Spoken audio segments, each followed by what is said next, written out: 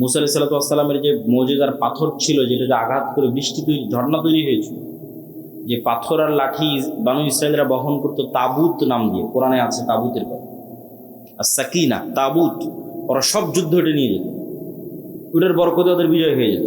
ওইটা ওরা হারিয়ে ফেলেছে। ওরা মনে করছে এই তাবুত জেরুজালেমের মসজিদে আকসার মাটির নিচে আছে। তো ওদের ওই তাবুতের চেয়েও, মুসা আলাইহিস সালামের লাঠির চেয়েও, মুসা আলাইহিস সালামের হাতের মুজিজার চেয়েও, ঈসা আলাইহিস সালামের মৃত্যুকে জীবিত করার চেয়েও পাওয়ারফুল জিনিস মুসলমানদের কাছে আছে। সেটা হচ্ছে সরাসরি আল্লাহর আওয়াজ, কোরআন। বলেন আল্লাহু আকবার। কোরআন সরাসরি আল্লাহর আওয়াজ, আল্লাহর সাউন্ড, আল্লাহর শব্দ, আল্লাহর বাক্য, যেটা জিবরাইল হয়ে মুহাম্মদ সাল্লাল্লাহু আলাইহি ওয়াসাল্লাম আমাদের পর্যন্ত এসেছে। এই জন্য কোরআন তেলাওয়াত বিশুদ্ধ হতে হবে, যাতে হুবহু মুহাম্মদ সাল্লাল্লাহু আলাইহি ওয়াসাল্লামের মতো হয়। ফরম্যাট মিলবে, তখন বেশি কাজ করবে, এবং ওইভাবে ওই লেভেলের আরবি বুঝতে হবে। এটাই মুসলমানদের সবচেয়ে বড় সম্পদ, সবচেয়ে বড় প্রযুক্তি, যার সামনে পৃথিবীর কোনো শক্তি টিকতে পারবে না। কেন? এটা সরাসরি আল্লাহর আওয়াজ, আল্লাহর শব্দ, আর সবচেয়ে পাওয়ারফুল হচ্ছে শব্দ, সবচেয়ে পাওয়ারফুল হচ্ছে আওয়াজ। এই জন্য শ্রেষ্ঠতম জিকির হচ্ছে পবিত্র কোরআন। আফজালুজ জিকর তিলাওয়াতুল কোরআন, শ্রেষ্ঠতম জিকির কোরআন তেলাওয়াত করা। কিন্তু সেই কোরআন শিখে কে, পড়ে কে, বুঝে কে, জানে কে? কোরআনের যা অবস্থা আমাদের বাড়িতে ঘরে, আমাদের তা অবস্থা পৃথিবীতে। এভাবেই ভাগ্য নির্ধারণ করা আছে।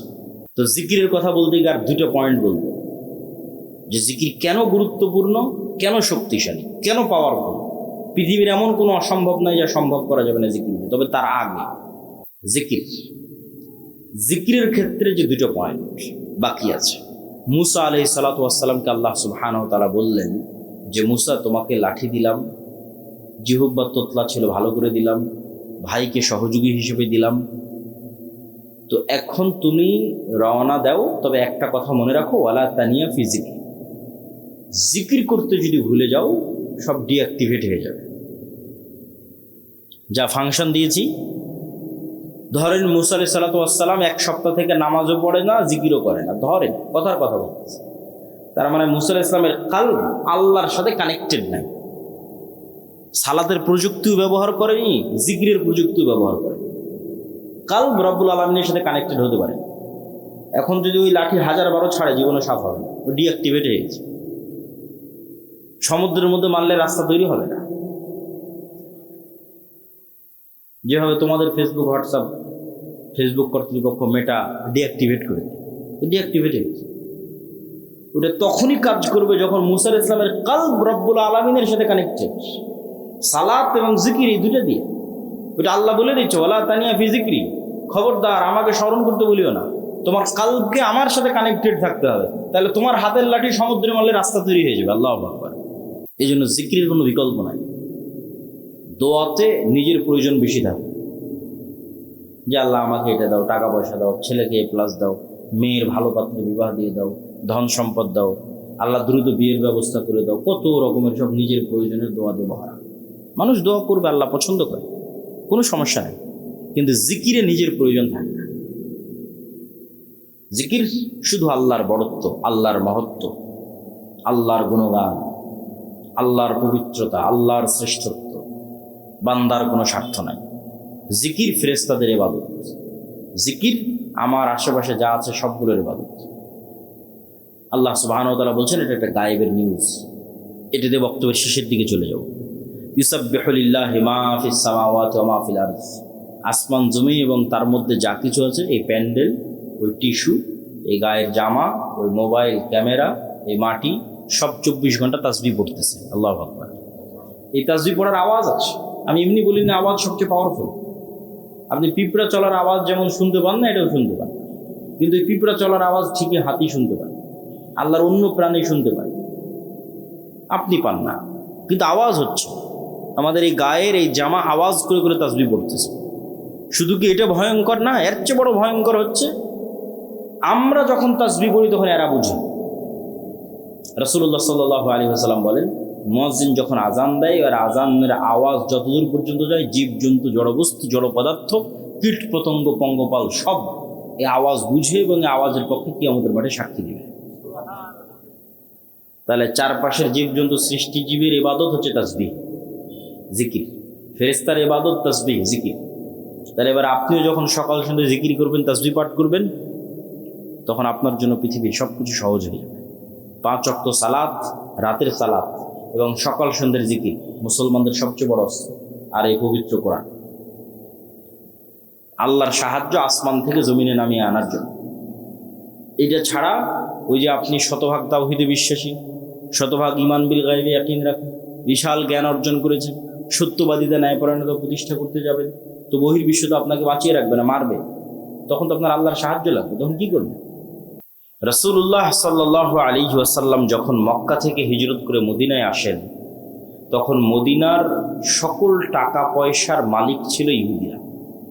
বাজার ঘাট সবকিছুর কেন্দ্র তাদের হাতে। এখন মদিনা সনদের চুক্তির ভিত্তিতে মুহাম্মদ সাল্লাল্লাহু আলাইহি ওয়াসাল্লাম মদিনা নামক রাষ্ট্রের প্রধানমন্ত্রী। এখন প্রধানমন্ত্রী আমি, কিন্তু টাকার কন্ট্রোল আমার হাতে নাই, তাহলে এই দেশ আমি চালাতে পারবো না, সম্ভব নয়। ওটাকে বলা হয় ঢাল নাই, তলোয়ার নাই, নিধিরাম সর্দার। নামকা অস্তে বসে আছে, কিন্তু ক্ষমতা প্রয়োগের মাধ্যম নাই। তো মুহাম্মদ সাল্লাল্লাহু আলাইহি ওয়াসাল্লাম খুব ভালোভাবে জানতেন যে মদিনার টাকার কন্ট্রোল যতক্ষণ আমার হাতে না আসবে, ততক্ষণ এই মদিনায় প্রকৃত শাসন তৈরি করা কঠিন আছে। ইহুদিদের কাছে নত থাকতে হবে। এই জন্য রাসূলুল্লাহ সাল্লাল্লাহু আলাইহি ওয়াসাল্লাম প্রথম আদেশেই আনসার এবং মুহাজিরদের মধ্যে মুআলাত, আল ওয়ালা, মুআলাতের সম্পর্ক তৈরি করে দিলেন, যে প্রত্যেক আনসার তার যা সম্পদ আছে সেটার একটা অংশ মুহাজিরদের দিয়ে দিবে। কারো 10টা উট থাকলে 5টা দিয়ে দিবে, কারো 10 বিঘা জমি থাকলে 5 বিঘা দিয়ে দিবে। কেন? আনসারীরা কৃষক আর মুহাজিরেরা ব্যবসায়ী, যারা মক্কা থেকে আল্লাহর নবীর সাথে এসেছে, এদের রক্তে ব্যবসা আছে। স্বয়ং রাসূল সাল্লাল্লাহু আলাইহি ওয়াসাল্লাম ব্যবসায়ী। তাহলে মদিনার টাকার কন্ট্রোল হাতে নিতে হলে ব্যবসা করা লাগবে, কৃষি কাজ করে হবে না। আর মদিনার আনসারীরা কৃষক, অতএব ওরা ওদের সম্পত্তি অর্ধেক অর্ধেক করে মুহাজিরদের বুঝিয়ে দিক, মুহাজিররা ওটা নিয়ে ব্যবসা শুরু করবে। অল্প কয়েকদিনের মধ্যে মদিনার টাকার কন্ট্রোল চলে আসবে মুহাম্মদ সাল্লাল্লাহু আলাইহি ওয়াসাল্লামের সাহাবীদের। হলেও তাই। আল্লাহর নবীর জীবদ্দশাতে ওসমান বিন আফফান, আব্দুর রহমান বিন আওফ, জুবাইর ইবনুল আওয়াম এরা মদিনাতে কোটিপতি হয়ে গেল। এবং টাকা দিয়ে যে গোলামি থেকে মুক্তি হয়, রাসূলুল্লাহ সাল্লাল্লাহু আলাইহি ওয়াসাল্লাম যখন মসজিদে নববীর জায়গা নির্ধারণ করলেন, তখন ওই মসজিদে নববীর সামনে একটা কুয়া ছিল, যে কুয়ার মালিক ইহুদি। এখন আজকেই সৌদি আরবের সবচেয়ে বড় সমস্যা পানি। 1500 বছর আগে পানির কি প্রয়োজন ছিল মরুভূমির দেশে, আর মুসলমানদেরকে ওযু করা লাগে 5 বার। তো মুহাম্মদ সাল্লাল্লাহু আলাইহি ওয়াসাল্লাম কি ইহুদির কাছে নত হয়ে বলতে হবে, বাবা ইহুদি, আমার মুসলমানেরা তো ওযু করবে, তো তোমার কুয়াটা একটু ব্যবহার করতে দিতে হবে, একটু দিবা? এই যে নত হওয়া, এই নত হওয়াটাই তো গোলামি। রাসূলুল্লাহ সাল্লাল্লাহু আলাইহি ওয়াসাল্লাম বললেন, কে আছে এমন যে এই কুয়া জান্নাতের বিনিময়ে কিনে দিতে পারবে মুসলমানদের জন্য? ওসমান ইবনে আফফান রাদিয়াল্লাহু তাআলা আনহু তার নিজের টাকা দিয়ে এই কুয়া রাসূল সাল্লাল্লাহু আলাইহি ওয়াসাল্লামের আদেশে কিনে দিলেন। তাহলে ওসমান যদি টাকা ইনকাম না করত, আর সেই টাকা দিয়ে যদি কুয়া না কিনে দিত, তাহলে ইহুদির কাছে অনুরোধে মাথা নত হতো মুহাম্মদ সাল্লাল্লাহু আলাইহি ওয়াসাল্লামের। টাকার জোরে সে মাথাটা নত হলো না। এটাই স্বাধীনতা। ফেরাউন বানু ইসরায়েলকে গোলাম বানাতো, তার একটা পদ্ধতি, অনেকগুলো পদ্ধতির একটা পদ্ধতি টাকা। সেটা হচ্ছে কারুনকে দিয়ে প্রচুর পরিমাণে সুদি লোন দিত, সুদের উপর লোন দিত। সুদের উপর লোন দিলে মানুষকে দ্রুত গোলাম বানানো যায়। তো এইটা একটা পদ্ধতি ছিল, টাকার কন্ট্রোল নিজের হাতে রেখে সুদের উপর লোন দিয়ে বানু ইসরায়েলকে গোলাম বানানো। মুহাম্মদ সাল্লাল্লাহু আলাইহি ওয়াসাল্লামের জীবদ্দশায় যে যুদ্ধগুলো হয়েছে, এই যুদ্ধগুলোকে আপাত দৃষ্টিতে দেখলে মনে হয় যে এটি ধর্মযুদ্ধ, হক আর বাতিলের যুদ্ধ। কিন্তু বদরের যুদ্ধের ইতিহাস পড়ে দেখেন, বাস্তবে কিন্তু এটা অর্থনীতির যুদ্ধ, টাকার দ্বন্দ্ব, টাকার যুদ্ধ। অন্তত বদরের যুদ্ধের ক্ষেত্রে হক বাতিল তো আছেই, কিন্তু শুরুটা হয়েছে কিভাবে দেখেন। এখান থেকে কেবলা কি পিছন দিকে, এইদিকে? এখান থেকে যদি কেবলা এইদিকে হয়, তাহলে আমরা ধরে নিই এই যে এটা হচ্ছে মক্কা, এটা হচ্ছে মদিনা, আর এটা হচ্ছে সিরিয়া, বা আমি যেবারে বসে আছি এটা সিরিয়া, ফিলিস্তিন, জেরুজালেম।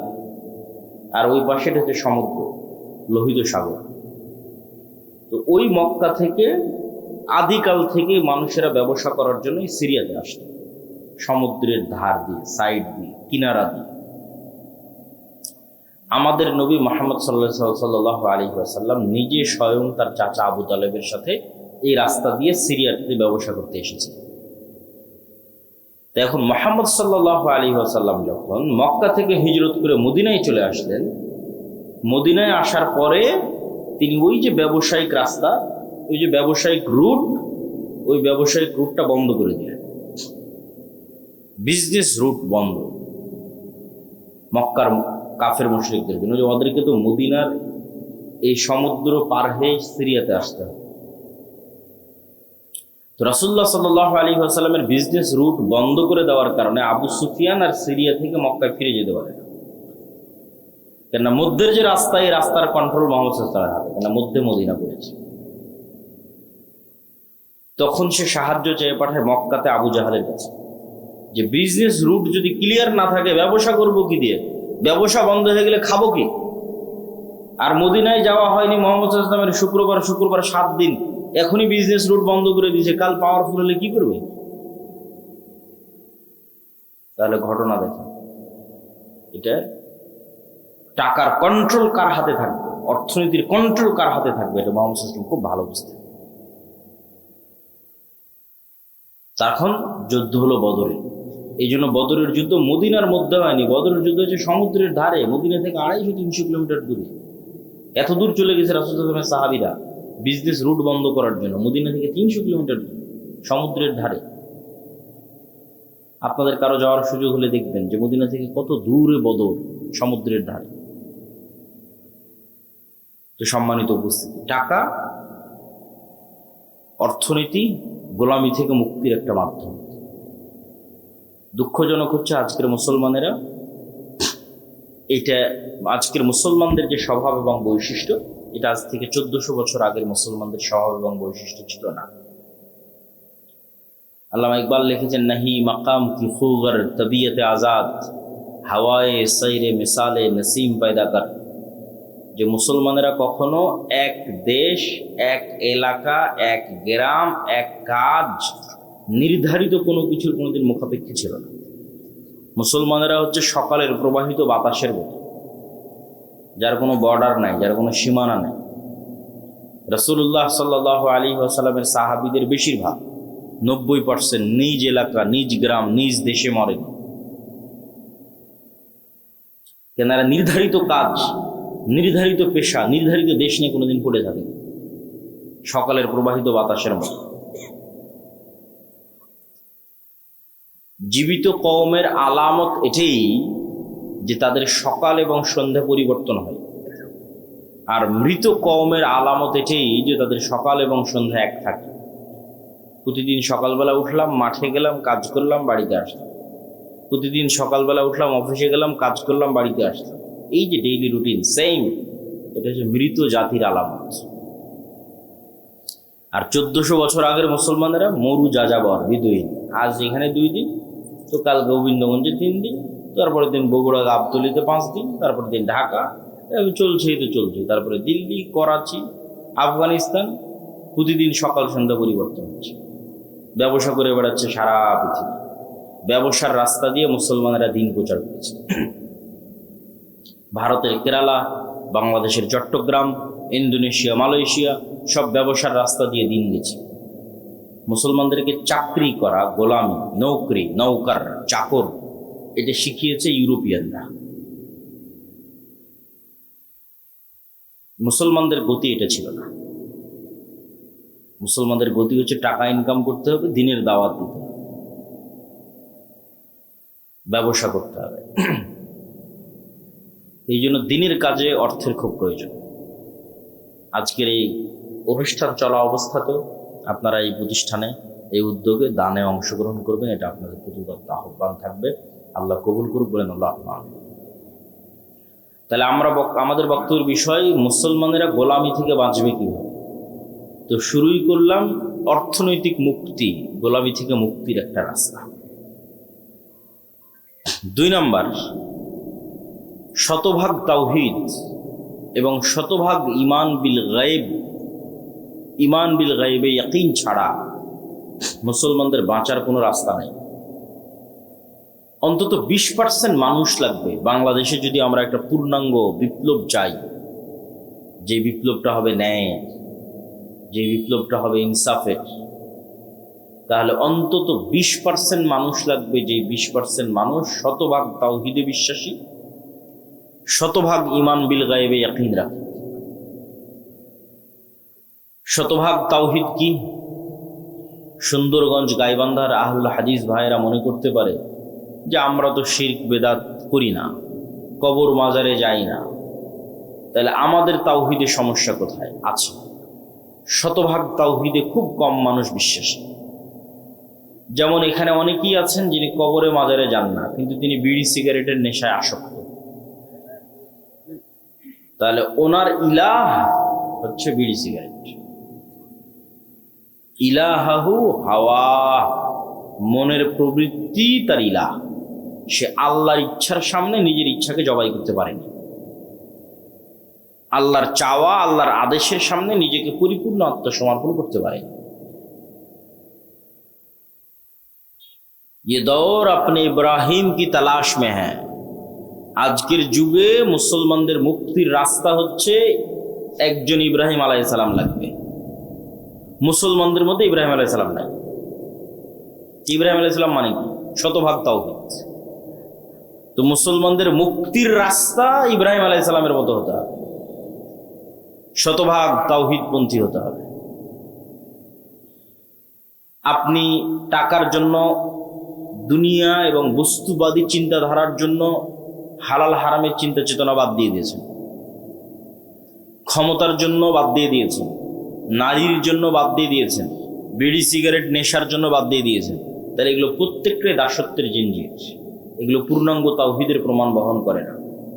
যখন আপনি সব কিছু থেকে মুক্ত, আপনার হৃদয়, আপনার কলব যখন টাকার প্রাধান্য থেকে মুক্ত, টাকার আধিপত্য থেকে মুক্ত, দুনিয়ার খ্যাতির নেশা থেকে মুক্ত, দুনিয়ার ক্ষমতার লোভ থেকে মুক্ত, নারীর নেশা থেকে মুক্ত, বিড়ি সিগারেট জুয়া ফ্রি ফায়ার পাবজি এগুলোর নেশা থেকে মুক্ত, এই কলব শুধুই শুধু ওটাই পছন্দ করে যেটা আল্লাহ পছন্দ করে, শুধু শুধু ওটাই ভালোবাসে যেটা আল্লাহ ভালোবাসে, ওটাই করতে মনে চায় যেটা আল্লাহ সুবহানাহু ওয়া তাআলা বলেছেন, ওইটাকে ঘৃণা করে যেটাকে আল্লাহ সুবহানাহু ওয়া তাআলা ঘৃণা করেছেন। এইভাবে যখন ইব্রাহিম আলাইহিস সালাতু ওয়াস সালামের মতো হয়ে যাবে, এবার গোলামি থেকে মুক্তির রাস্তা শুরু হয়ে যাবে।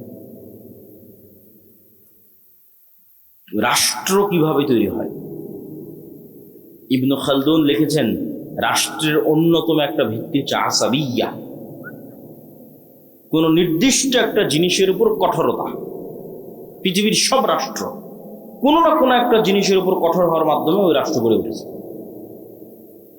যেমন এখনকার যত নেতা দেখতে পাবেন বাংলাদেশের অথবা এরকম মুসলিম দেশের, সবার মুখে দেখবেন জিকির চলে, গণতন্ত্র গণতন্ত্র, আমরা গণতান্ত্রিক রাষ্ট্র তৈরি করব, গণতন্ত্রের জন্য আন্দোলন করেছি, গণতন্ত্রের জন্য জীবন দিয়েছি, গণতন্ত্র মুখ। তাহলে এই রাষ্ট্রটা তৈরি করা হচ্ছে গণতন্ত্রের উপরে, এটাই আসাবিয়া। ঠিক ভারতের ওদেরকে দেখবেন ওরা কিসের উপর রাষ্ট্র তৈরি? হিন্দুত্ববাদ, হিন্দুত্ববাদ, হিন্দুত্ববাদ, এইটাই ওদের আসাবিয়া। তো আপনি মুসলমানেরা ততক্ষণ পর্যন্ত স্বাধীন হতে পারবেন না যতক্ষণ না আপনি আপনার দিনের উপর কঠোর হতে পারবেন। এইটার উপর ভিত্তি করে রাষ্ট্র তৈরি হয়ে যাবে। আপনিও স্বাধীন হয়ে যাবেন, রাষ্ট্র স্বাধীন হয়ে যাবে। কিন্তু শতভাগ তাওহীদপন্থী হতে হবে, নিজের দিনের উপর কঠোর হতে হবে। নিজের দিন নিয়ে কোনো হীনম্মন্যতা থাকা যাবে না, যেমনটা ইহুদিদের মধ্যে কোনো হীনম্মন্যতা নাই। তাদের দিন নিয়ে তাদের মধ্যে কোনো হীনম্মন্যতা নেই। আপনাদের চেয়ে বেশি টুপি ইহুদিরা পরে, আপনাদের চেয়ে বেশি দাড়ি ইহুদিরা রাখে, শতকরা, সংখ্যায় নয়। মানে বাংলাদেশের 16 কোটি মুসলমান, তো 16 কোটি মুসলমানের কত কোটি দাড়ি রাখে, এটার পার্সেন্টেজ কত, সেই পার্সেন্টেজের কথা বলতেছে। এটা নয় যে না গুনলে তো দেখা যাবে যে 1 কোটি মানুষ দাড়ি রাখে, ইহুদির সংখ্যা তো 1 কোটি নয়, কিন্তু ইহুদির সংখ্যা যদি 10 লক্ষ হয় তো তার 9 লক্ষ দাড়ি রাখে। তাহলে বাংলাদেশের মুসলমানের সংখ্যা 16 কোটি হলে অন্তত 15 কোটিকে দাড়ি রাখতে হবে, তাহলে বোঝা যাবে যে আপনি ইহুদির চেয়ে বিজয়ী। তো ইহুদিরা ওদের দিনের উপর কট্টর, শতভাগ কঠোর। পৃথিবীর কে কি বললো সেটা না পরোয়া করে না, কে সন্ত্রাসী বলবে, কে কি বলবে, এটার কোনো পরোয়া নেই। ওর ভাষা, ওর ল্যাঙ্গুয়েজ, ওর আদর্শ, ওর আকিদা, ওর দিনের উপর কঠোর হওয়ার মাধ্যমেই ওকে স্বাধীন হতে হবে, মুক্তি নিতে হবে, কোনো রাস্তা নেই। কিন্তু দুঃখজনক হচ্ছে যে আমরা মুসলমানেরা চিন্তা করি 47 এই দেশ তৈরি হলো ইসলামের উপর, ভারত তৈরি হলো সেকুলারিজমের উপর, আর সেই ভারতই 70 বছর পর কট্টর হিন্দুত্ববাদী হয়ে গেল। আর 70 বছর পর আমরা কি বলছি, যে আমরা সেকুলার, আমরা ধর্মনিরপেক্ষ, আমি অনেক ভালো, আমি মৌলবাদের সাথে নাই, আমি ইসলামের সাথে নাই। এটাই তো দাসত্ব, এটাই তো গোলামি। এই জন্য শতভাগ তাওহীদ ছাড়া, শতভাগ নিজের দিনের উপর কঠোর হওয়া ছাড়া গোলামি থেকে মুক্তির কোনো রাস্তা নেই। পয়েন্ট নাম্বার 2, ঈমান বিল গায়বে ইয়াকিন। ঈমান বিল গায়বে ইয়াকিনের মাধ্যমে গোলামি থেকে মুক্তির রাস্তা আছে। কিভাবে? মনে করেন আজকে আপনারা আমাকে বাংলাদেশের ক্ষমতা দিয়ে দিলেন, বাংলাদেশের ক্ষমতায় যাওয়ার পর আমি কালকে ঘোষণা দিয়ে দিলাম এই দেশ শতভাগ ইসলামী রাষ্ট্র। ঘোষণা দেওয়ার 1 সেকেন্ডের মধ্যে ভারত এবং আমেরিকা বাংলাদেশকে বয়কট করবে অর্থনৈতিকভাবে। অর্থনৈতিকভাবে বয়কট করার পর বাংলাদেশে এখন যে সুযোগ সুবিধা আপনারা ভোগ করতেছেন, সেই সুযোগ সুবিধার ভোগ করতে পারবেন না। এই বিদ্যুৎ আর থাকবে না, থাকবে অনেক অল্প, হয়তো 20%, যতদিন না পূর্ণাঙ্গ উৎপাদন না করা হয়েছে। ভারতের আদানির লাইন বন্ধ করে দিবে, আরো কত কি, রাশিয়ারটাও বন্ধ হয়ে যেতে পারে, সব বন্ধ হয়ে যাবে। বিদেশ থেকে ডলার আসবে না, ইউরো আসবে না, প্রবাসীদের ধরে ধরে পাঠিয়ে দিবে, অনেক কিছু। গার্মেন্টসে ক্রয় আদেশ বাতিল হয়ে যাবে। আপনার গাইবান্ধার কত মানুষ গার্মেন্টস থেকে ইনকাম করতেছে, ওরা ইনকাম পাবে না, বাড়ি ফেরত চলে আসবে। তো যখন দেখবেন যে এরকম ভয়ঙ্কর ম্যাসাকার চলতেছে, আপনি বলবেন যে রাখো তোমার দিন, রাখো তোমার ইসলাম, নামাও আব্দুল্লাহকে, দরকার নাই, এর চেয়ে আগেরটাই ভালো ছিল। এটাই বাস্তবতা। তাহলে কখন ইসলামের বিজয় সম্ভব হবে?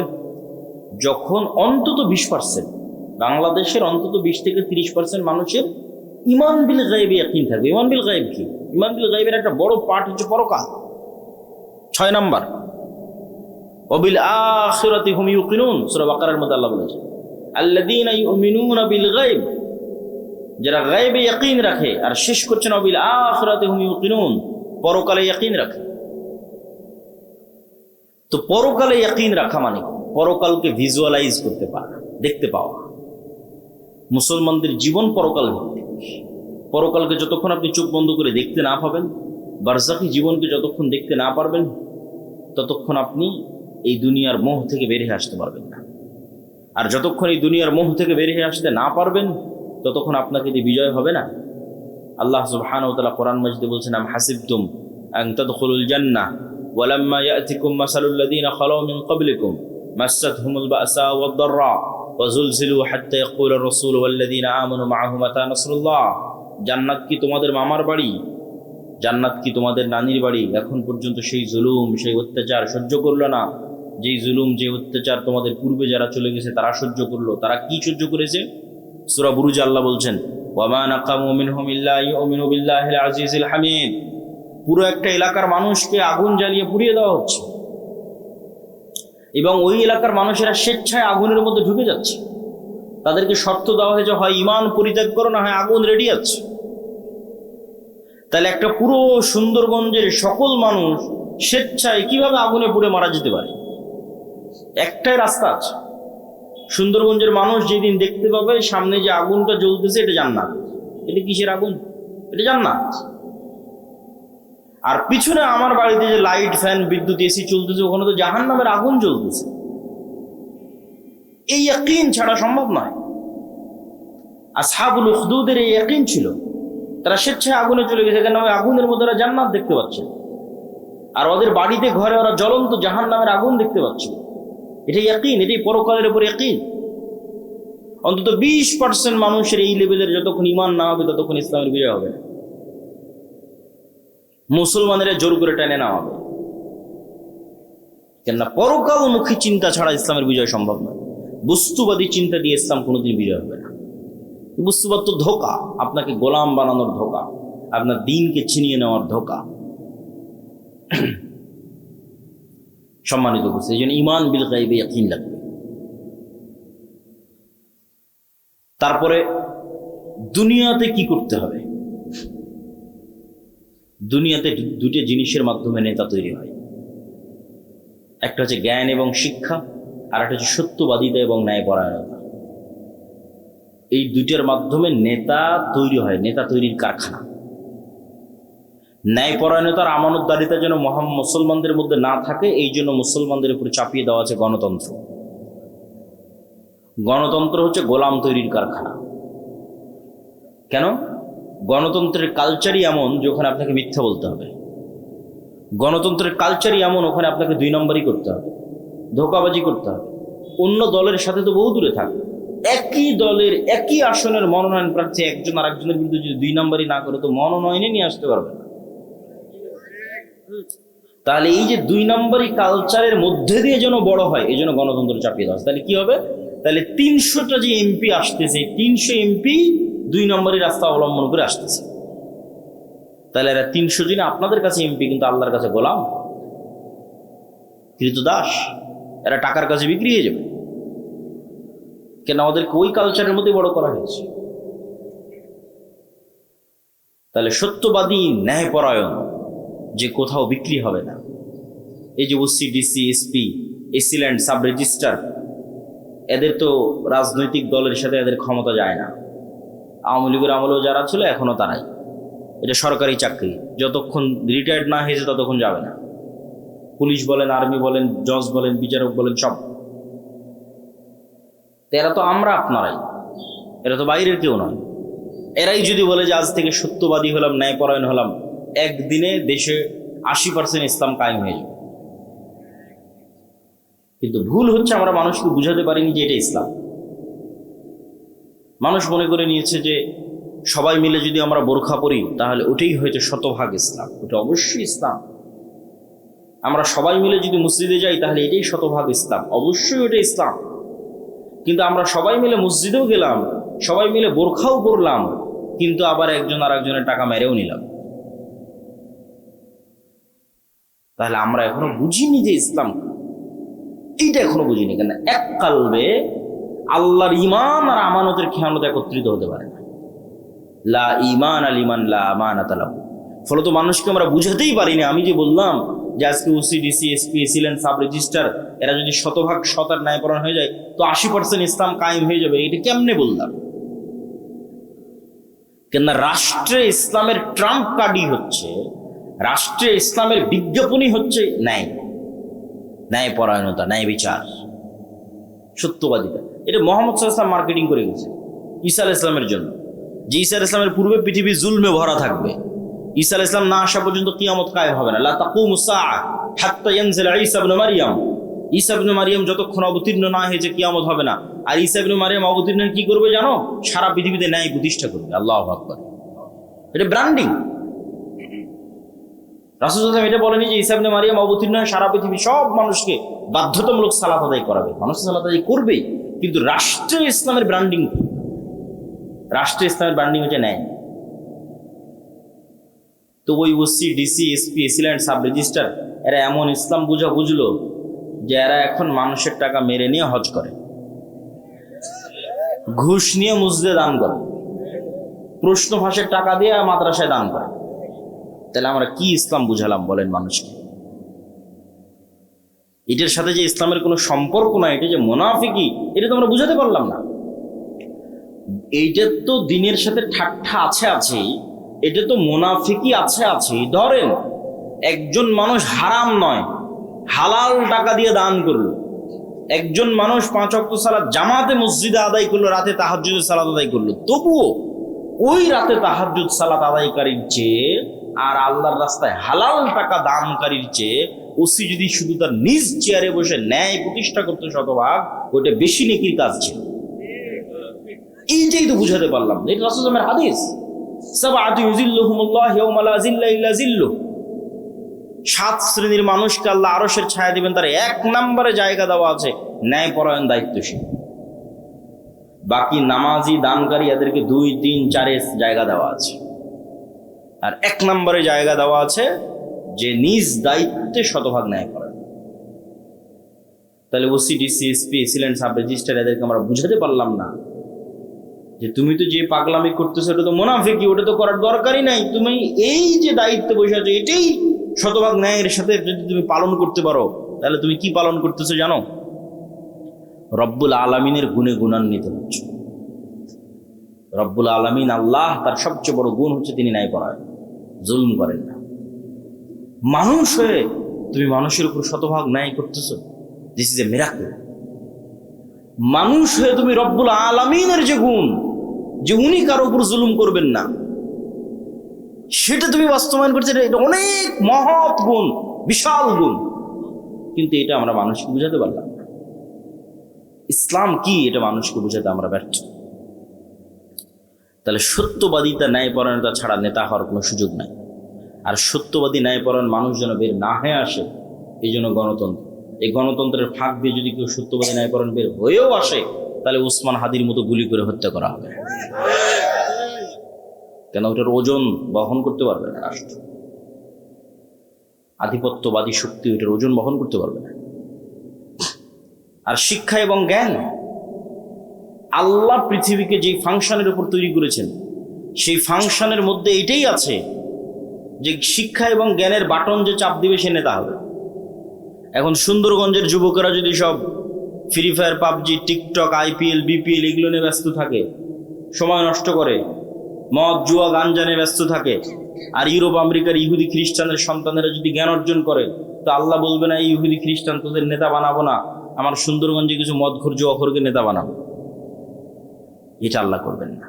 আল্লাহ নিজের তৈরি করা রুলস ভাঙ্গেন না। ওই ইহুদি খ্রিস্টানের নেতা হয়ে যাবে, ন্যায়পরায়ণ, সত্যবাদী, আবার তাওহীদে শতভাগ তাওহীদে বিশ্বাস রাখে, আবার ঈমান বিল গায়বে ইয়াকিন রাখে। এদেরকে পরাজিত করবে এরকম কোনো শক্তির জন্মই হয়নি পৃথিবীতে।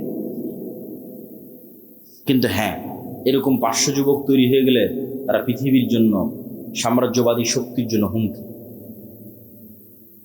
তখন তারা এদেরকে ধ্বংস করতে চাইবে, হত্যা করতে চাইবে। আর যখন ধ্বংস এবং হত্যা করতে চাইবে, তখন আল্লাহর সাহায্য লাগবে। আল্লাহর সাহায্য ছাড়া মুসলমানদের বিজয় আগেও কোনোদিন হয়নি, পরেও কোনোদিন হবে না। দুনিয়ার শক্তিতে মুসলমানদের বিজয় হয় না। দুনিয়ার শক্তি চেষ্টার অংশ। বিজয় হয় কি দিয়ে? একটু কথা বলেন তো, কি দিয়ে বিজয় হয়? আল্লাহর সাহায্য দিয়ে বিজয় হয়। তা আল্লাহর সাহায্য কেমনে পাবো? আল্লাহর সাহায্য পাওয়ার জন্য 2টা বড় মাধ্যম আছে, প্রযুক্তি আছে, অস্ত্র আছে আল্লাহর সাহায্য পাওয়ার। একটা সালাত আর একটা জিকির। 5 ওয়াক্ত সালাতের তো লাগবেই। 5 ওয়াক্ত সালাতের পরে আরো একটা সালাত খুবই পাওয়ারফুল, এটা হচ্ছে রাতের সালাত।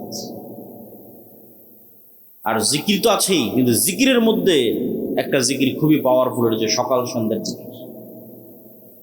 কিন্তু এই সালাত এবং এই জিকির কেন পাওয়ারফুল, এই সালাত এবং জিকির দিয়ে কেমনে আল্লাহর সাহায্য আসবে, এটা একটু বুঝে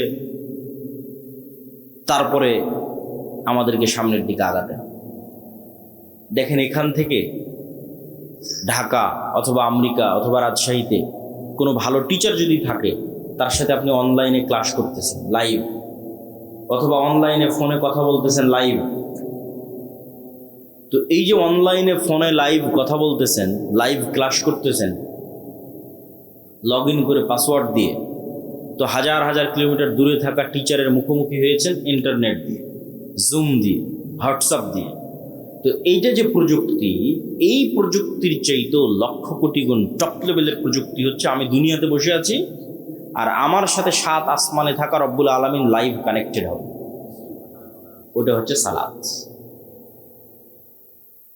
রব্বুল আলামিনের সাথে রব্বুল আলামিন 7 আসমানে আরশে, আমি দুনিয়ায়, কিন্তু মুখোমুখি হব লাইভ, সরাসরি কথা হবে। ওটার প্রযুক্তি সালাত, ওটার জন্য সালাতে দাঁড়াতে হবে, সিস্টেম ওইটা, ফরম্যাট ওইটা, যেটা আমার পূর্বের বক্তা বলছিলেন, যেটা গায়েবে নির্ধারিত ফরম্যাট, লাউহে মাহফুজে নির্ধারিত ফরম্যাট। সেম হুবহু ওই ফরম্যাট যখন আপনি ধারণ করবেন, কানেকশন তৈরি হয়ে গেছে। ফরম্যাটে উল্টাপাল্টা হয়ে গেলে কানেকশন হবে না, নেটওয়ার্ক কাজ করবে না, অ্যাক্টিভ হবে না, ফাংশন করবে না। এই জন্য ফরম্যাট হুবহু ওই রকমই থাকা লাগবে, যেমনটা লাউহে মাহফুজে, লাউহে মাহফুজ থেকে জিব্রাইল, জিব্রাইল থেকে মোহাম্মদ সাল্লাল্লাহু আলাইহি ওয়াসাল্লাম, মোহাম্মদ সাল্লাল্লাহু আলাইহি ওয়াসাল্লাম থেকে কোরআন এবং হাদিস। তো কোরআন এবং হাদিসে যেভাবে ফরম্যাট দেওয়া আছে ওটাই হয়ে যাবে।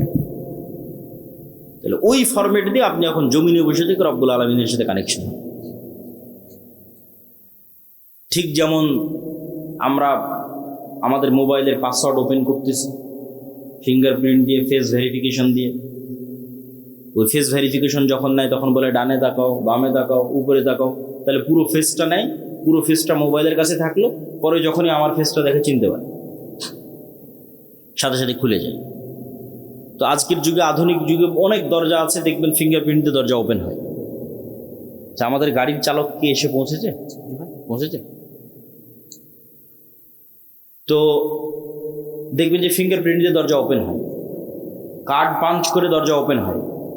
তো মনে করেন আমরা অত্যাধুনিক প্রযুক্তির একটা দরজার সামনে দাঁড়িয়ে আছি, যেই দরজা পাসওয়ার্ড অনেক কঠিন, প্রচুর ভ্যারাইটিস পাসওয়ার্ড। যেমন মোবাইলের পাসওয়ার্ড দেওয়ার সময় ওরা কি বলে যে শুধু ইংরেজি লেখিও না, সংখ্যা দাও, 1 2 3 4 দাও, 1 2 3 4 পরে হ্যাশ দাও, স্টার দাও, যত রকমের দিতে পারো তত পাসওয়ার্ড শক্ত। তো পাসওয়ার্ড অনেক শক্ত, নির্ধারিত সময়ে আসতে হবে, নির্ধারিত সময় ছাড়া কাজ করবে না, দরজা খুলবে না। নির্ধারিত সময়ে আসতে হবে, পবিত্র অবস্থায় আসতে হবে, পবিত্র হওয়ারও ফরম্যাট দেওয়া আছে। মানুষ বুঝতেছে না কি ব্যাপার, আমি পেশাব পায়খানা করলাম কিন্তু হাত কেন ধুচ্ছি, এটা তো গায়েবে নির্ধারিত ফরম্যাট, এটা তো প্রযুক্তি। পেশাব পায়খানা করে এসে মাথা কেন মাসাই করতেছি, তো লাউহে মাহফুজ এভাবে নির্ধারণ করা আছে, এইটা ওইটার সাথে মিলে যাবে, তখনই তো কানেকশন তৈরি হবে, তখনই তো যোগাযোগ তৈরি হবে। আসলে যখন আপনি নির্ধারিত সময় যখন পবিত্র অবস্থায় দাঁড়ালেন, এটা একটা ফরম্যাট, এর সাথে একটা আওয়াজ আছে, সাউন্ড আছে, আলহামদুলিল্লাহ রাব্বিল আলামিন আর রহমানির রহিম। রুকুতে যখন গেলেন এটা একটা ফরম্যাট, ওর সাথে একটা সাউন্ড আছে, সুবহান রাব্বিল আযীম। সিজদায় গেলেন, ওর সাথে একটা সাউন্ড আছে, সুবহান রাব্বিল আলা।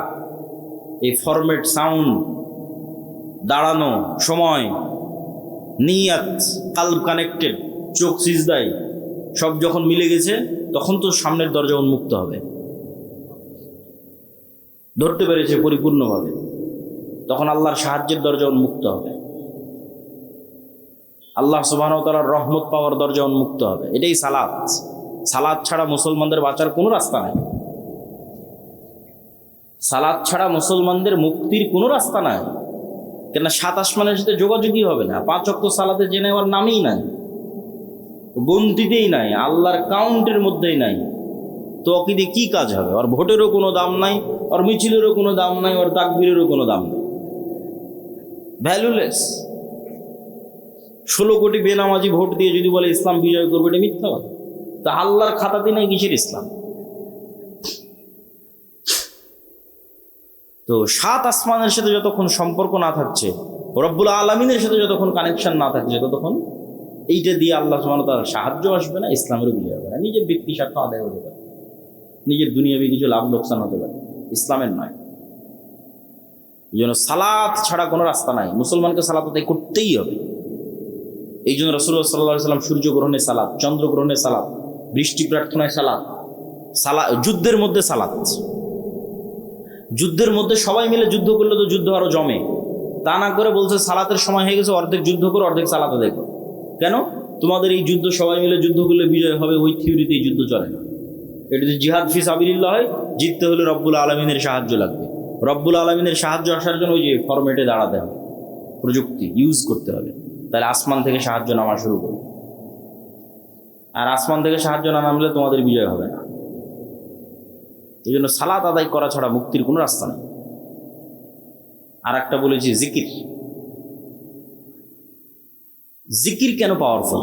জিকির কেন শক্তিশালী, জিকির কেন পাওয়ারফুল শক্তিশালী, এটা বুঝতে হলে আপনাকে বুঝতে হবে শব্দ, আওয়াজ, বাক্য কেন শক্তিশালী।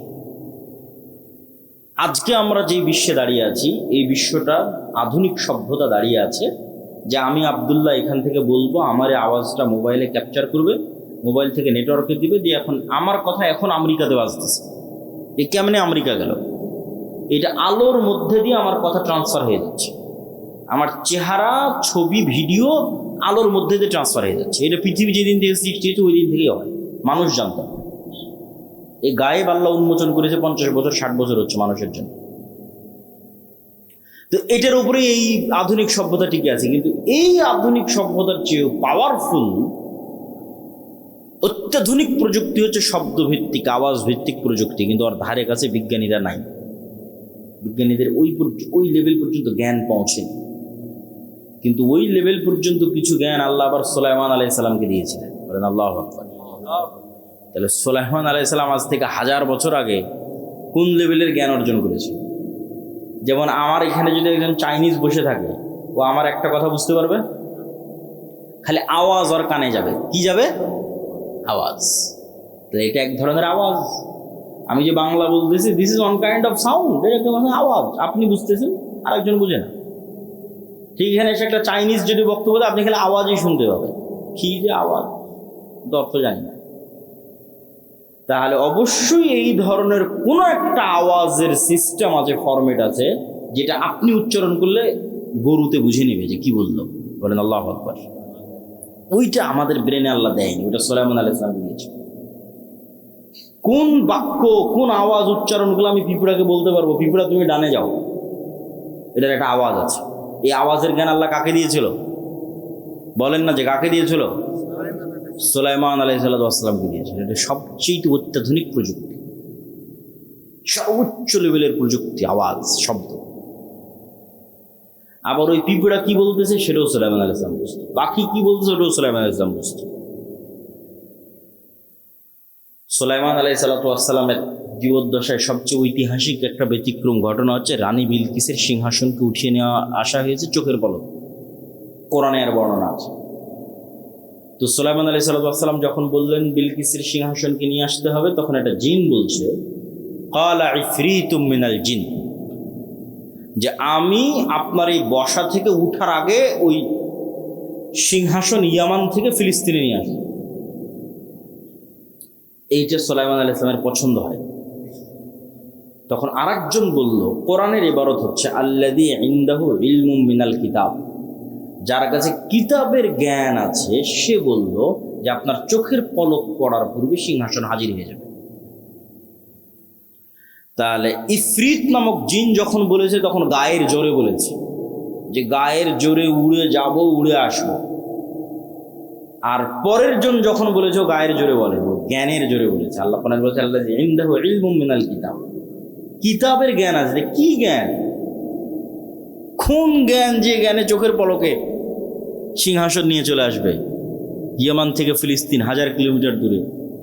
তো অনেক মুফাসসির লিখেছেন যে আল্লাহ সুবহানাহু ওয়া তাআলার বিশেষ কিছু জিকির তার জানা ছিল, সাউন্ড, আওয়াজ, জ্ঞান, জিকির, বিশেষ কিছু জিকিরের জ্ঞান, যে আওয়াজ দিয়ে, যে সাউন্ড দিয়ে চোখের পলকে সিংহাসন ওখান থেকে উড়ে চলে আসবে এখানে।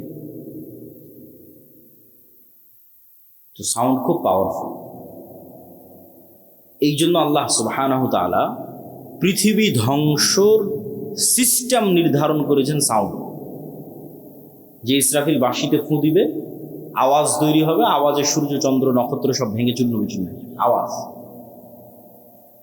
মানুষ, ফেরেশতা, জিন সব মরে যখন সাফ, কুল্লু মান আলাইহা ফান ওয়া ইয়াবকা ওয়াজহু রাব্বিকা যুল জালালি ওয়াল ইকরাম, তখন আল্লাহ যদি পুনরুজ্জীবন করতে চাই, ইসরাফিলকে আবার নতুন করে সৃষ্টি করে ইসরাফিলের মুখে বাঁশি দিয়ে আওয়াজ দিতে বলবে, আওয়াজে সব কবর থেকে বের হয়ে আসবে। তাহলে ধ্বংসের সিস্টেম আওয়াজ, পুনরুত্থানের সিস্টেম আওয়াজ। এটা টপ লেভেলের প্রযুক্তি, আওয়াজ। এই জন্য মুসা আলাইহিস সালামকে যে লাঠি দেওয়া হয়েছে, মুসা আলাইহিস সালামের যে মুজিজার পাথর ছিল, যেটাতে আঘাত করে বৃষ্টি তৈরি, ঝর্ণা তৈরি হয়েছিল, যে পাথর আর লাঠি বানু ইসরায়েলরা বহন করতো তাবুত নাম দিয়ে, কোরআনে আছে তাবুতের কথা। আর সাকিনা তাবুত, ওরা সব যুদ্ধ ওটা নিয়ে যেত, ওটার বরকতে ওদের বিজয় হয়ে যেত। ওইটা ওরা হারিয়ে ফেলেছে। ওরা মনে করছে এই তাবুত জেরুজালেমের মসজিদে আকসার মাটির নিচে আছে। তো ওদের ওই তাবুতের চেয়েও, মুসা আলাইহিস সালামের লাঠির চেয়েও, মুসা আলাইহিস সালামের হাতের মজুদার চেয়েও, ঈসা আলাইহিস সালামের মৃত্যুকে জীবিত করার চেয়েও পাওয়ারফুল জিনিস মুসলমানদের কাছে আছে। সেটা হচ্ছে সরাসরি আল্লাহর আওয়াজ, কোরআন। বলেন আল্লাহু আকবার। কোরআন সরাসরি আল্লাহর আওয়াজ, আল্লাহর সাউন্ড, আল্লাহর শব্দ, আল্লাহর বাক্য, যেটা জিব্রাইল হয়ে মুহাম্মদ সাল্লাল্লাহু আলাইহি ওয়াসাল্লাম হয়ে আমাদের পর্যন্ত এসেছে। এই জন্য কোরআন তেলাওয়াত বিশুদ্ধ হতে হবে, যাতে হুবহু মুহাম্মদ সাল্লাল্লাহু আলাইহি ওয়াসাল্লামের মতো হয়। ফরম্যাট মিলবে, তখন বেশি কাজ করবে, এবং ওইভাবে ওই লেভেলের আরবি বুঝতে হবে। এটাই মুসলমানদের সবচেয়ে বড় সম্পদ, সবচেয়ে বড় প্রযুক্তি, যার সামনে পৃথিবীর কোনো শক্তি টিকতে পারবে না। কেন? এটা সরাসরি আল্লাহর আওয়াজ, আল্লাহর শব্দ। আর সবচেয়ে পাওয়ারফুল হচ্ছে শব্দ, সবচেয়ে পাওয়ারফুল হচ্ছে আওয়াজ। এই জন্য শ্রেষ্ঠতম জিকির হচ্ছে পবিত্র কোরআন। আফজালু জিকির তিলাওয়াতুল কোরআন, শ্রেষ্ঠতম জিকির কোরআন তেলাওয়াত করা। কিন্তু সেই কোরআন শিখে কে, পড়ে কে, বুঝে কে, জানে কে? কোরআনের যা অবস্থা আমাদের বাড়িতে ঘরে, আমাদের তা অবস্থা পৃথিবীতে। এভাবেই ভাগ্য নির্ধারণ করা আছে। তো জিকিরের কথা বলতে গিয়ে আর দুটো পয়েন্ট বলবো, যে জিকির কেন গুরুত্বপূর্ণ, কেন শক্তিশালী, কেন পাওয়ারফুল। পৃথিবীর এমন কোনো অসম্ভব নাই যা সম্ভব করা যাবে না জিকির দিয়ে। তবে তার আগে, জিকিরের উপর গুরুত্বপূর্ণ দুটো পয়েন্ট উল্লেখ করার আগে জরুরি 2 মিনিট কথা। এই যে আজ সুন্দরগঞ্জে সম্ভবত আমি আজকে প্রথম এসেছি নাকি? তো এই যে এত চেষ্টার পর, এত পরিশ্রমের পর প্রথম আসলাম, এই আশা যদি শেষ হয় তাহলে আর কোনো অর্থ থাকে না। কিন্তু বাংলাদেশের যত উপজেলা, 600 উপজেলায় একবার করে গেলে 2 বছর লাগবে, তাও যদি প্রতিদিন প্রোগ্রাম করা হয় তাহলে। আর যদি মাত্র সিজনের 2-3 মাস প্রোগ্রাম করা হয় তাহলে 5 বছর লাগবে সব উপজেলায়। তাহলে আপনাদের সাথে আমাদের যোগাযোগ থাকবে কিভাবে? যোগাযোগ থাকার মাধ্যম হচ্ছে মাসিক আল ইতিসাম। যোগাযোগ থাকার মাধ্যম হচ্ছে এই যে আজকে যে আলোচনা করলাম, এটা পুরোটাই এই বইয়ে লেখা আছে, আল্লাহর পথে যাত্রা। এটা সব দাওয়াত সেন্টার, মসজিদ, মাদ্রাসা, স্কুল, কলেজে রেখে প্রতি সপ্তাহে অন্তত একদিন 1-2 পৃষ্ঠা করে পাঠচক্র করতে হবে। এটা মুসলমানদের মুক্তির রোডম্যাপ হিসেবে লেখা 1 নম্বর বই।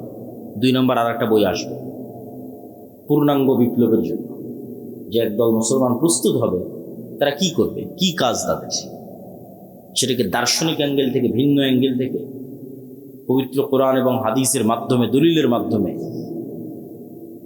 গায়েবের বিষয়গুলোর উপর ফোকাস দিয়ে লেখা আছে। শয়তান, ফেরেশতা, রূহ, নফস, ঈমান বিল গায়েব, জিকির, সালাত, এগুলোর উপর ফোকাস দিয়ে লেখা আছে। তো আমাদের বই, পুস্তক এবং মাসিক আল ইতিসাম, এগুলো আপনাদের সাথে, আমাদের সাথে আপনাদের স্থায়ী সম্পর্ক ধরে রাখবে। 2 নম্বর হচ্ছে মক্তব।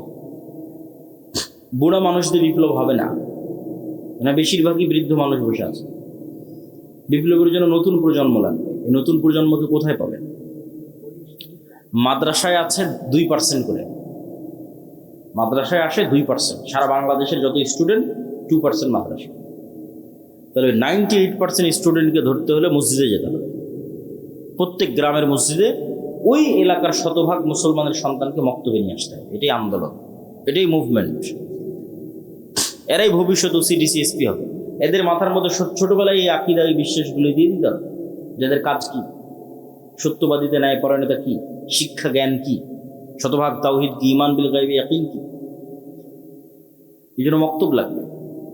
মক্তবের সিলেবাস আমারই লেখা, আমাদের দাওয়াল আল্লাহর যে মক্তব চলে। উসমানী কায়দা আছে, আদর্শ শিক্ষা আছে, তালিমউদ্দিন আছে। প্রায় 700 মসজিদের উপর মসজিদের ইমামেরা আমাদের কাছে ট্রেনিং নিয়েছে, এবং আমার ধারণা যারা ট্রেনিং নিয়েছে তারা আগের চেয়ে এখন ভালো পড়ায় এবং বাচ্চাদেরকে ভালো শেখায়, আলহামদুলিল্লাহ। এই সকল মক্তবের উপর একটা আমাদের প্রতিযোগিতা আয়োজন হচ্ছে এনটিভি, যেটা তো অনেক খরচ। মক্তবের স্টুডেন্টরা টিভিতে যাবে, সেই উদ্যোগে এই অনুষ্ঠান আয়োজন হচ্ছে। তো অত্র অঞ্চল, পুরো সুন্দরগঞ্জ আশপাশে যত বেশি পারা যায় মক্তবের শিক্ষকদের ট্রেনিং দেওয়ানো, এটা আপনাদের কাজ। যাতায়াত খরচও লাগে না, থাকা খাওয়া লাগে। 3 নম্বর হচ্ছে যে দিনী প্রতিষ্ঠানগুলো হবে সেই দিনী প্রতিষ্ঠানগুলোকে জামিয়া সালাফিয়ার সাথে অধিভুক্ত করা, এইটার মাধ্যমে আমাদের সাথে আপনাদের সম্পর্ক তৈরি হবে। এটা বলে এবার জিকিরের যে দুটো পয়েন্ট, সেই দুটো পয়েন্টের দিকে আগায়। মেয়েদের কথা বলা হয়েছে যে মেয়েরা আজকের অনুষ্ঠানে আছে, তাদের উদ্দেশ্য করে কিছু বলা যায় কিনা। আমার বক্তব্যের যেটা মূল বিষয় ছিল ন্যায়পরায়ণতা এবং সত্যবাদিতা, গোলামি থেকে মুক্তির জন্য।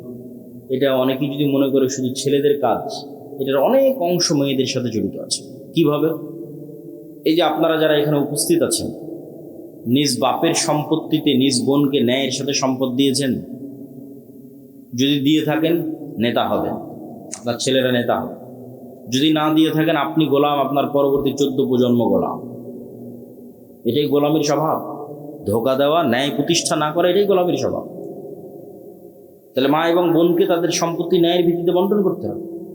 ঠিক মা এবং বোনকে চিন্তা করতে হবে, আমি কি আমার শাশুড়ির সাথে ন্যায় করতেছি? শাশুড়িকে চিন্তা করতে হবে, আমি কি আমার স্ত্রীর সাথে ন্যায় করতেছি? এই এক চিন্তাতে সমাজ শিখে, এক চিন্তাতে একদিনে সমাজ সংশোধন নেই। যদি ন্যায় ইনসাফ, অন্যায় করা যাবে, ওটা আসল ইসলাম, ওটা প্রকৃত ইসলাম, ওটা আগে। ওটাতে ফেঁসে গেলে কিয়ামতের মাঠে বেশি ফেঁসে যাবে, কেন আল্লাহ ওটা ক্ষমা করবে না। ওটা মানুষের সাথে সম্পৃক্ত। অন্যগুলো তো আল্লাহর কাছে ক্ষমা চাইলে আল্লাহ ক্ষমা করে দিন। তো মা এবং বোনদের ক্ষেত্রেও আজকের আমাদের আলোচনা পরিপূর্ণরূপে প্রযোজ্য। জিকির, জিকিরের ক্ষেত্রে যে দুটো পয়েন্ট বাকি আছে। মুসা আলাইহিস সালাতু ওয়াস সালামকে আল্লাহ সুবহানাহু ওয়া তাআলা বললেন যে মুসা, তোমাকে লাঠি দিলাম, জিহ্বা তোতলা ছিল ভালো করে দিলাম, ভাইকে সহযোগী হিসেবে দিলাম, তো এখন তুমি রওনা দাও। তবে একটা কথা মনে রাখো, ওয়ালা তানিয়া ফি জিকির, জিকির করতে যদি ভুলে যাও সব ডিঅ্যাক্টিভেট হয়ে যাবে। যা ফাংশন দিয়েছি, ধরেন মুসা আলাইহিস সালাতু ওয়াস সালাম 1 সপ্তাহ থেকে নামাজও পড়ে না, জিকিরও করে না, ধরেন কথার কথা বলতেছে, তার মানে মুসা আলাইহিস সালামের কলব আল্লাহর সাথে কানেক্টেড নাই। সালাতের প্রযুক্তিও ব্যবহার করেনি, জিকিরের প্রযুক্তিও ব্যবহার করেনি, কলব রব্বুল আলামিনের সাথে কানেক্টেড হতে পারে। এখন যদি ওই লাঠি 1000 ছাড়ে, জীবনে সাফ হবে না, ও ডিঅ্যাক্টিভেট হয়ে গেছে। সমুদ্রের মধ্যে মারলে রাস্তা তৈরি হবে না। যেভাবে তোমাদের ফেসবুক, হোয়াটসঅ্যাপ, ফেসবুক কর্তৃপক্ষ মেটা ডিঅ্যাক্টিভেট করে দেয়, ডিঅ্যাক্টিভেট হয়ে গেছে। ওটা তখনই কাজ করবে যখন মুসা আলাইহিস সালামের কলব রব্বুল আলামিনের সাথে কানেক্টেড। সালাত এবং জিকির, এই দুটো দিয়ে। ওটা আল্লাহ বলে দিচ্ছে, ওয়ালা তানিয়া ফি জিকরি, খবরদার আমাকে স্মরণ করতে বলিও না, তোমার কলবকে আমার সাথে কানেক্টেড থাকতে হবে। তাহলে তোমার হাতের লাঠি সমুদ্রে মারলে রাস্তা তৈরি হয়ে যাবে। আল্লাহু আকবার। এই জন্য জিকিরের কোনো বিকল্প নাই। দোয়াতে নিজের প্রয়োজন বেশি থাকে, যে আল্লাহ আমাকে এটা দাও, টাকা পয়সা দাও, ছেলেকে A+ দাও, মেয়ের ভালো পাত্রে বিবাহ দিয়ে দাও, ধন সম্পদ দাও, আল্লাহ দ্রুত বিয়ের ব্যবস্থা করে দাও, কত রকমের সব নিজের প্রয়োজনের দোয়া দিয়ে ভরা। মানুষ দোয়া করবে, আল্লাহ পছন্দ করে, কোনো সমস্যা নেই। কিন্তু জিকিরে নিজের প্রয়োজন থাকে না। জিকির শুধু আল্লাহর বড়ত্ব, আল্লাহর মহত্ব, আল্লাহর গুণগান, আল্লাহর পবিত্রতা, আল্লাহর শ্রেষ্ঠত্ব, বান্দার কোনো স্বার্থ নাই। জিকির ফেরেশতাদের ইবাদত, জিকির আমার আশেপাশে যা আছে সবগুলোর ইবাদত। আল্লাহ সুবহানাহু ওয়া তাআলা বলছেন, এটা একটা গায়েবের নিউজ। এটাতে বক্তব্যের শেষের দিকে চলে যাও। ইউসাব্বিহু লিল্লাহি মা ফিস সামাওয়াতি ওয়া মা ফিল আরদ, আসমান জমি এবং তার মধ্যে যা কিছু আছে, এই প্যান্ডেল, ওই টিস্যু, এই গায়ের জামা, ওই মোবাইল ক্যামেরা, এই মাটি, সব 24 ঘন্টা তাসবিহ পড়তেছে। আল্লাহু আকবার। এই তাসবিহ পড়ার আওয়াজ আছে, আমি এমনি বলি না, আওয়াজ সবচেয়ে পাওয়ারফুল। আপনি পিঁপড়া চলার আওয়াজ যেমন শুনতে পান না, এটাও শুনতে পান, কিন্তু এই পিঁপড়া চলার আওয়াজ ঠিকই হাতি শুনতে পান, আল্লাহর অন্য প্রাণী শুনতে পায়, আপনি পান না, কিন্তু আওয়াজ হচ্ছে। আমাদের এই গায়ের এই জামা আওয়াজ করে করে তাসবিহ পড়তেছে। শুধু কি এটা ভয়ঙ্কর না, এর চেয়ে বড় ভয়ঙ্কর হচ্ছে আমরা যখন তাসবিহ পড়ি তখন এরা বুঝি। রাসূলুল্লাহ সাল্লাল্লাহু আলাইহি ওয়াসাল্লাম বলেন, মুয়াজ্জিন যখন আজান দেয়, আর আজানের আওয়াজ যতদূর পর্যন্ত যায়, জীবজন্তু, জড়বস্তু, জড় পদার্থ, কীট পতঙ্গ, পঙ্গপাল সব এই আওয়াজ বুঝে এবং এই আওয়াজের পক্ষে কিয়ামতের মাঠে সাক্ষী দিবে। তাহলে চারপাশের জীবজন্তু, সৃষ্টিজীবীর ইবাদত হচ্ছে তাসবিহ, জিকির। ফেরেশতার ইবাদত তাসবিহ, জিকির। তাহলে এবার আপনিও যখন সকাল সন্ধ্যা জিকির করবেন, তাসবিহ পাঠ করবেন, তখন আপনার জন্য পৃথিবীর সব কিছু সহজ হয়ে যাবে। 5 ওয়াক্ত সালাত, রাতের সালাত এবং সকাল সন্ধ্যের জিকির মুসলমানদের সবচেয়ে বড় অস্ত্র। আর এই পবিত্র কোরআন আল্লাহর সাহায্য আসমান থেকে জমিনে নামিয়ে আনার জন্য। এটা ছাড়া ওই যে আপনি শতভাগ তাওহীদে বিশ্বাসী, শতভাগ ঈমান বিল গায়বে ইয়াকিন রাখেন, বিশাল জ্ঞান অর্জন করেছেন, সত্যবাদিতা ন্যায়পরায়ণতা প্রতিষ্ঠা করতে যাবেন, তো বহির্বিশ্ব তো আপনাকে বাঁচিয়ে রাখবে না, মারবে। তখন তো আপনার আল্লাহর সাহায্য লাগবে। তখন কি করবেন? দুনিয়ার শক্তিতে বিজয় অর্জন করতে পারবেন। এই জন্য আগে থেকেই আল্লাহ সুবহানাহু ওয়া তাআলার সাথে সম্পর্ক রাখবে। এই জন্য সালাত লাগবে, রাতের সালাত লাগবে, সকাল সন্ধ্যার জিকির লাগবে। আল্লাহ সুবহানাহু ওয়া তাআলা আমাদেরকে এই বিষয়গুলোর উপর আমল করার তৌফিক দান করুক, আল্লাহুম্মা আমিন। আজকে আমাদের এই বক্তব্যের যে বইকে কেন্দ্র করে আলোচনা হলো সেটা আল্লাহর পথে যাত্রা। তবে আরেকটা বই আজকে পাবেন, সেটা হচ্ছে রাসূল সাল্লাল্লাহু আলাইহি ওয়াসাল্লাম দেখতে যেমন ছিলেন। এটা আল্লাহর নবীর চেহারা, তার চেহারা মোবারক, তার দাড়ি, তার চুল, তার হাত পা, গায়ের জামা, হাঁটার ধরন, নাকের স্টাইল সব এই বইয়ের মধ্যে আছে। এই বই এবং মাসিকাল ইতিসাম এগুলোকে মূল্যায়ন করবেন। তাড়াহুড়ো করে ওঠার দরকার নাই।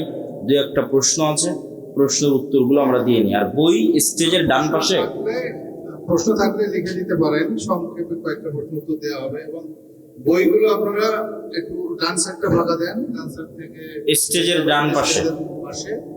জি, সম্মানিত হুজুর, আসসালামু আলাইকুম। একজন সাধারণ মুসলিম যদি নির্দিষ্ট কোনো মাযহাব অনুসরণ না করে, বরং বিভিন্ন মাযহাবে যে ভিতর থেকে সহিহ দলিল সমর্থিত মত গ্রহণ করে আমল করে, তাকে শরীয়ত সম্মত হবে? অবশ্যই শরীয়ত সম্মত। কোরআন এবং সহিহ হাদিস ভিত্তিক জীবনযাপন করে শরীয়ত সম্মত। আমার প্রতিবেশী আমার উপর জাদু করেছে, আমি আলহামদুলিল্লাহ এখন সুস্থ, এমন কোনো আমল আছে কি যাতে দ্বিতীয়বার কালো জাদু খাটাতে না পারে? দেখেন, ডিফেন্সিভ আমল তো আছে, কিন্তু ডিফেন্সিভ আমল সর্বোচ্চ লেভেলে কার্যকরী হবে এটা বলা যাবে না। ডিফেন্সিভ আমল আছে, আমল দিয়ে আপনি মুক্তি পাবেন। সেটাই আপনাকে পবিত্র থাকতে হবে সর্বাবস্থায়। 5 ওয়াক্ত সালাত আদায় করতে হবে, সকাল সন্ধ্যার জিকির করতে হবে, সূরা বাকারা, আয়াতুল কুরসি, সূরা বাকারার শেষ 2 আয়াত, সূরা ফাতিহা, নাস, ফালাক, ইখলাস এগুলো তেলাওয়াত করতে হবে। ঘুমাতে যাওয়ার দোয়া, ঘুম থেকে ওঠার দোয়া এগুলো সব ঠিক রাখতে হবে। হুজুর, আমি একজন যুবক, আর্থিক অসচ্ছলতার কারণে আমি বিবাহ করতে পারছি না। এমতো অবস্থায় আমি হারাম সম্পর্কের দিকে ঝুঁকে পড়ছি। এটা থেকে বাঁচার জন্য আমি রোজা রাখার পরিকল্পনা করি। এখন আমার প্রশ্ন হলো, কোন পদ্ধতিতে রোজা রেখে নিজেকে নিয়ন্ত্রণ করতে পারবো, অথবা এই সমস্যার স্থায়ী সমাধান কি? পৃথিবীতে যত পাপ আছে, যুবকেরা এই প্রশ্ন প্রচুর করে, আমি এটাতে আসক্ত, কেমনে বেরিয়ে আসবো? গানে আসক্ত, অমুকে আসক্ত, পর্নোগ্রাফিতে আসক্ত, কোনো নারীতে আসক্ত, কিভাবে বেরিয়ে আসবে? একটা রাস্তা আছে বের হওয়ার। রোজা তো রাখবা, ঠিক আছে, এটা তো রাসূল সাল্লাল্লাহু আলাইহি ওয়াসাল্লাম বলে গেছে, কিন্তু আমি একটা ট্রিক্স দিয়ে যাই বের হওয়ার রাস্তা। প্রথম কথা হচ্ছে, সব সমস্যার কেন্দ্রস্থল আমাদের এই নাফস, কালব। এর যে টান কোনো একটা কিছুর উপর, ওইটাকে কন্ট্রোল করার রাস্তা কি? ওইটাকে কন্ট্রোল করার জন্য আগে প্রশিক্ষণ দিতে হবে, একে নিজের কন্ট্রোলে রাখার প্রশিক্ষণ দিতে হবে। তো 1 নাম্বার প্রশিক্ষণ হচ্ছে সালাত। চ্যালেঞ্জ দিতে হবে, যে কোনো মূল্যে 5 ওয়াক্ত সালাত তাকবীরে তাহরিমার সাথে জামাতে আদায় করবই করব। মানে নিজের নাফসকে বাধ্য করব যে তুমি আমার কথা শুনতে বাধ্য। অন্তত 40 দিনের একটা কোর্স যদি আপনি করেন, যে 40 দিন একটানা 5 ওয়াক্ত সালাত তাকবীরে তাহরিমার সাথে আদায় করলেন, তাহলে পরের 40 দিনের পর থেকে আপনি বুঝবেন যে নিজের নাফসের উপর আপনার কন্ট্রোল তৈরি হয়েছে। এখন মনে চাইলেই সাথে সাথে কারোর সাথে কথা বলে ফেলবেন, সাথে সাথে কাউকে মেসেজ দিয়ে ফেলবেন, এটা অতটা হবে না। দেওয়ার আগে আপনি 10 বার চিন্তা করবেন যে এটা দেওয়া ঠিক হবে কি না। কেন, এখন আপনার নিজের নাফসকে আপনি কন্ট্রোল করা শিখেছেন। তো নাফসের কন্ট্রোল হারিয়ে গেল কখন? সালাত বাদ চলে গেল যখন। সালাত নাই, নাফসে কন্ট্রোল নাই। এখন যখনই মন চাইবে তখনই ফোন দিবে, যখনই মন চাইবে তখনই চ্যাট করবে, যখনই মন চাইবে তখনই পার্কে ঘুরতে যাবে। কেন, আসল জিনিস হারিয়ে গেছে। নাফসের উপর কন্ট্রোল হারিয়ে গেছে। নাফসের উপর কন্ট্রোল আসবে কিভাবে? বাধ্যতামূলক 5 ওয়াক্ত সালাত আদায় করতে হবে মরা পর্যন্ত। তারপরে 2 নম্বরে আসবে সিয়াম, রোজা। তো তুমি যদি জামাতে সালাত কোনোদিন মিস না দাও, তাহলে পৃথিবীর সব গুনাহ থেকে বাঁচার রাস্তা সহজ হয়ে যাবে। সেটা গান হোক, সেটা কোনো মেয়ের প্রতি আসক্তি হোক, সেটা পর্নোগ্রাফি হোক, সেটা হস্তমৈথুন হোক, যুবকদের যা সমস্যা আছে সব সমস্যা থেকে মুক্তির সহজ রাস্তা 5 ওয়াক্ত সালাত জামাতে আদায় করা। তাহলে নিজের নাফসকে কন্ট্রোলে রাখা যাবে। তাই অন্যদিকে মনোযোগ না দিয়ে কাজে মনোযোগ দাও। কাজ কি? 5 ওয়াক্ত সালাত, এর ট্রেনিং। নেশাদার দ্রব্য যে একই কাজ, 5 ওয়াক্ত সালাতে নাই, নেশায় থাকবে। ফাউল প্রশ্ন।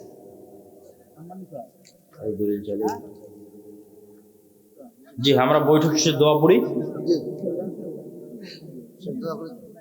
উসমান হাদির হত্যার বিচার এখনো হলো না, এই সম্পর্কে যদি কিছু বলতেন। যতক্ষণ বাংলাদেশে পূর্ণাঙ্গ আল্লাহ সুবহানাহু ওয়া তাআলার বিধান প্রতিষ্ঠিত না হবে, ততদিন কোনো মাজলুম ন্যায় বিচার পাবে না। ঠিক আছে? ন্যায় বিচারের জন্যই তো আল্লাহ সুবহানাহু ওয়া তাআলার বিধান লাগে। তো সবাই বৈঠক শেষে দোয়া পড়ি। সুবহানাকা আল্লাহুম্মা ওয়া বিহামদিকা আশহাদু আল্লা ইলাহা ইল্লা আনতা আস্তাগফিরুকা ওয়া আতুবু ইলাইক।